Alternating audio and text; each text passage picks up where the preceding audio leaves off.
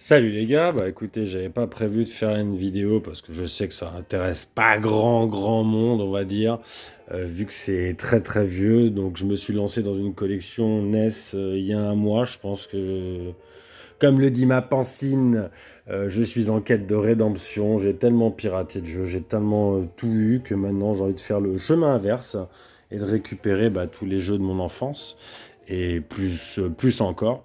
Bah voilà, aujourd'hui je suis encore sorti, j'en ai reçu sur internet, j'en ai encore 4 qui doivent arriver, des très très gros comme Metal Gear et tout ça. Mais bon, je voulais quand même en parler, montrer, donc ça c'est ce que j'ai chopé pendant les 2 premières semaines, on va dire. Et donc aujourd'hui, j'ai reçu, enfin cette semaine, voilà, donc j'ai reçu du très très lourd. Je me suis vraiment fait plaisir, encore une fois. Le but, c'était pas de faire un full set à l'origine, je voulais juste récupérer les jeux de mon enfance, et puis ça se transforme en celui-là, j'y ai joué, donc je le prends, ou des jeux que tu te dis, bah tiens, autant l'avoir dans la collecte parce que tu l'as jamais joué, justement, tu as toujours vu la jaquette et tout, tu as toujours rêvé d'y jouer, mais tu n'y avais jamais joué. Et à la fin, ça va se transformer en, je pense que je vais faire une petite collection de 100 jeux.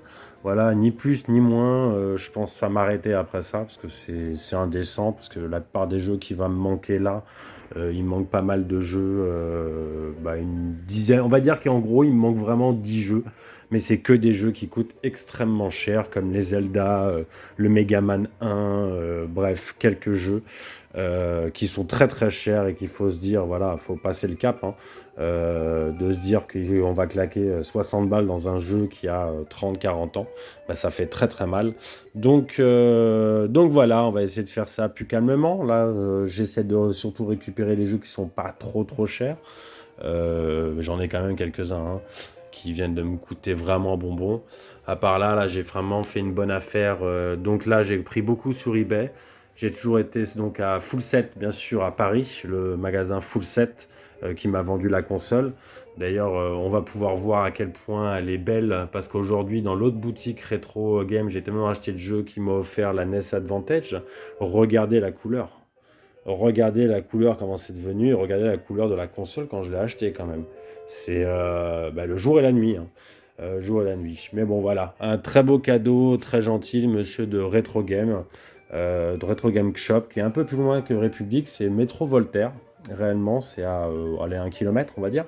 C'est une boutique qui est vraiment à part, mais vraiment, on était vraiment bien accueillis là-dedans. Et puis à chaque fois, je lui fais des beaux achats, donc il me fait toujours un petit cadeau. Donc là, il y a 2 semaines, il m'avait offert McDonald's Land, là, qui était coté assez cher quand même, pour un jeu si nul, parce que je le dis, il est vraiment nul. Voilà, et puis là, aujourd'hui, il m'a offert le NES Advantage.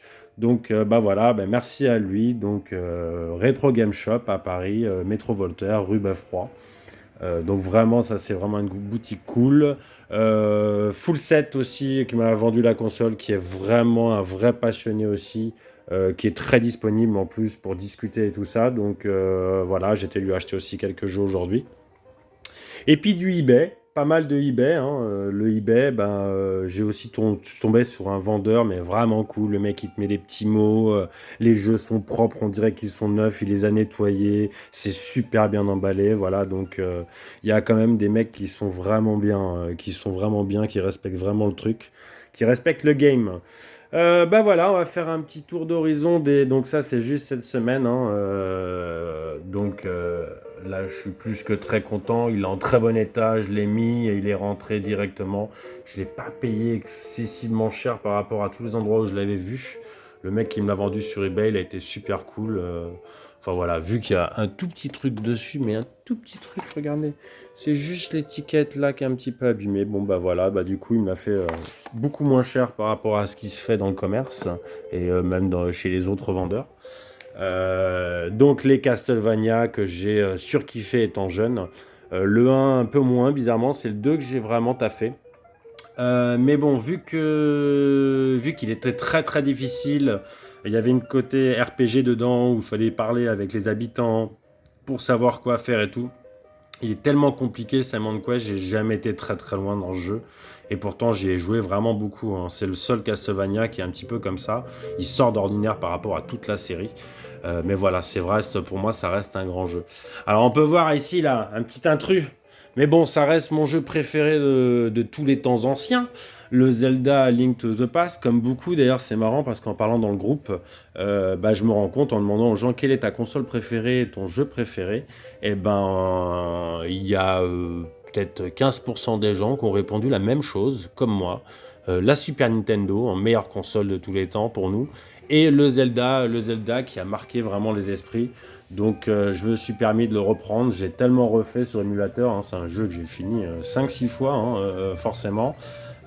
C'est vraiment un jeu qui joue tellement bien aujourd'hui, il est tellement beau, il est toujours aussi beau, toujours aussi intéressant. Donc voilà, il fallait absolument que je la reprenne pour ma Super Nintendo. Il va peut-être falloir que je le lance aussi, ça serait bien, parce que je l'ai refait sur émulateur encore il n'y a pas longtemps, j'ai fait la moitié et tout ça, mais il va falloir recommencer, on va recommencer le Zelda, de toute façon ça se fait tout seul, hein, tellement quand tu le connais bien. Donc voilà, c'est le petit intrus de la bande, mais pas des moindres. Alors, qu'est-ce qu'on a trouvé là encore? Donc là, j'ai reçu cette semaine les Double Dragons. Double Dragon 2 qui est vraiment le must-have pour tout le monde, hein, surtout quand tu joues à deux. J'ai passé un nombre d'heures dessus. Je me rappelle qu'à l'époque, j'ai dû arriver au boss final une fois, mais impossible à finir, même à deux, hein, parce qu'il y avait toujours les phases de plateforme qui t'enlevaient je sais pas combien de vies. Donc vraiment des salopios, hein, c'est vraiment des salopios. Du coup, j'ai repris le Double Dragon que j'avais eu aussi à l'époque, mais je me rappelle plus si je l'avais eu sur NES.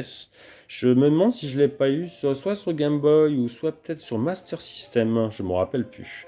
Le Master System que j'ai rangé, mais je l'ai aussi. Et puis bon, j'ai acheté une carte avec tous les jeux dedans parce que bon, j'ai pas énormément de jeux. C'est une console que j'ai eu étant petit, mais j'avais beaucoup moins d'affect que la NES que j'avais en même temps. Donc voilà, donc je préfère acheter une cartouche avec tout dedans. Comme ça, si j'ai envie de tester quoi que ce soit. Mais en tout cas, elle ronronne, hein, c'est la maman, ça, elle l'avait mis à la cave. C'est à l'origine, c'était la console de ma sœur, mais bon, j'en ai profité. C'est toujours moi qui ai joué en fait. Donc je lui ai demandé, j'ai fait, je peux la récupérer à Master System? Bah oui, voilà, bah, elle était tellement bien entretenue par la maman, hein, qui garde tout bien comme il faut. Donc voilà, bon, c'est une petite aparté sur ça. Qu'est-ce qu'on a d'autre? Donc les Megaman 3 et Megaman 2. Alors j'ai vraiment beaucoup de chance. Ceux-là, je les ai pas payés cher par rapport à l'Argus, on va dire par rapport aux cotes. Je les ai vraiment pas payés cher, pour pas dire au moins 10 balles de moins sur chaque jeu par rapport au truc. Donc c'est des vendeurs sur eBay qui m'ont fait ça, donc vraiment super cool. Le Probotector que j'ai vraiment hésité parce que bon bah vu le prix et tout bah, c'est sûr que ça fait réfléchir à deux fois, mais bon c'est un jeu que j'ai vraiment taffé étant petit, que j'allais pas bien loin non plus hein, parce qu'ils étaient tellement durs Probotector, mais bon ça se joue à deux directement, voilà la version contrat mais française. C'est vraiment un putain de jeu, y a rien à dire quoi. Il y a rien à dire, c'est vraiment un jeu, bah, je l'ai lancé tout à l'heure, pareil, il marche nickel, donc c'est une bonne chose. Le Street Gang, alors là, c'est le meilleur beat'em up qui est jamais sorti sur NES. D'ailleurs, je crois que c'est Tecmos aussi, ceux qui ont fait Double Dragon. Donc c'est un beat'em up, mais avec une côté RPG. On peut rentrer dans les boutiques. Enfin bref, c'est la saga Konyo-kun que j'adore. C'est ceux qui ont fait World Cup, qui ont fait vraiment pas mal de jeux avec la même esthétique de personnages, mais vraiment, alors ça c'est du hit comme c'est pas permis. Donc aujourd'hui, forcément, j'ai été rechercher un jeu que j'ai beaucoup taffé, le Punch-Out, mais la version Mike Tyson surtout, très important. Moi, j'avais la version Mike Tyson, donc j'ai pas voulu prendre l'autre version, qui était un peu moins chère, hein, parce qu'il faut savoir qu'dans les années 90, Mike Tyson a eu quelques petits soucis, pour ceux qui connaissent un peu sa vie, quelques petits soucis juridiques. Et apparemment, Nintendo ne voulait plus associer son image et a préféré rééditer le jeu avec une version où le boss final ressemble à Mike Tyson, mais ils n'ont pas changé ni ses patterns, ni rien du tout. Mais voilà, le jeu, c'est pas Mike Tyson. Donc moi, j'ai repris le jeu avec Mike Tyson. Je pense que je vais le lancer après. Forcément, là, j'ai lancé le petit Tetris qui marche du feu de Dieu. Je ne l'avais pas eu à l'époque, je l'avais eu sur Game Boy, mais là, j'ai pas pu m'empêcher de l'avoir. Savoir que tous les championnats du monde se font sur le Tetris. Donc, je vois pas comment je pourrais avoir la collection sans le Tetris sur la NES.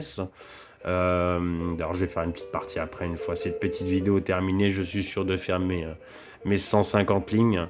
Et puis, je m'arrêterai là parce que moi, je suis pas un PGM comme tous ceux qui arrêtent pas de battre tous les records en ce moment, alors que c'est des gosses. On n'arrive pas à comprendre comment ils font, ils ont 10 doigts, enfin bref, c'est n'importe quoi. Voilà, donc le Tetris qui était obligé d'avoir. Qu'est-ce qu'on a de beau? Alors, un jeu que j'ai eu dans ma jeunesse, Popeye, que j'ai relancé la dernière fois, je fais, mais merde, je l'ai eu ça, c'était un de mes premiers jeux avec Ice Climber. Bah ouais, Popeye, donc un jeu un peu arcade, vraiment très très sympa. Qu'est-ce que j'ai repris d'autre? Le Urban Champion, que j'adorais aussi à l'époque, que j'ai eu dans mes premiers jeux. Ça va être la première, c'est 5 jeux, avec d'ailleurs Kung Fu qui est derrière. Les 5 jeux, on va dire, que j'ai eu avec Super Mario, Urban Champion, Ice Climber, Popeye. C'est vraiment ce qui m'a lancé dans le jeu vidéo, on va dire, hein. Ce sont les jeux qui m'ont lancé dans le jeu vidéo. Alors, qu'est-ce qu'on a là? On a pas mal de trucs. Alors ça, c'est des petits jeux. Riga, moi, j'ai pas trop d'affect avec ce jeu, mais bon, j'ai voulu le prendre parce qu'on m'a fait un lot. Un gars sur eBay m'a fait un lot. Le vendeur de eBay m'a fait un lot, donc j'ai fait, vas-y, je le prends, on m'en parle plus. Le Kickle Cubicle que je connaissais pas à l'époque, hein, mais que je vais bien tester là. Apparemment, c'est très sympa. Alors ça, une purge infernale que j'ai eue étant jeune, incompréhensible. Je pense que tout le monde connaît, hein. C'est vraiment un jeu. Incompréhensible. Franchement, je vais même pas en rajouter. On n'arrive pas à comprendre comment ils ont fait un jeu aussi. Alors, on va pas dire qu'il est mauvais. Aujourd'hui, on pourrait dire qu'il est mauvais, mais avant, il n'était pas mauvais. De toute façon, les jeux n'étaient pas mauvais. Ils étaient juste un peu trop durs, un peu trop compliqués ou pas agréables à prendre en main.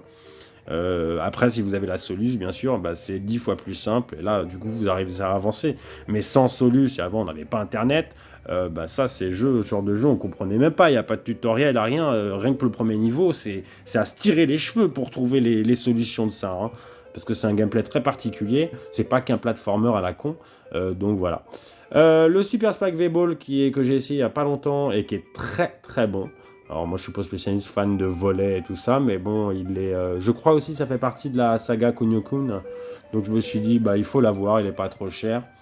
Donc je l'ai pris. Le Trojan, tout le monde connaît, hein, le jeu d'arcade, 10 fois moins beau sur la NES que sur le arcade. Mais bon, je l'ai eu étant jeune, donc je me suis dit autant le reprendre. Voilà. Le Mission Impossible, je ne connais pas trop. J'ai pris parce que c'est pas un jeu qui est très cher. C'est un jeu que je voulais mettre, c'est un jeu Palcom, ceux qui ont fait Tortue Ninja. Je vais peut-être essayer, mais bon, je crois que c'est pas super. Qu'est-ce qu'on a là?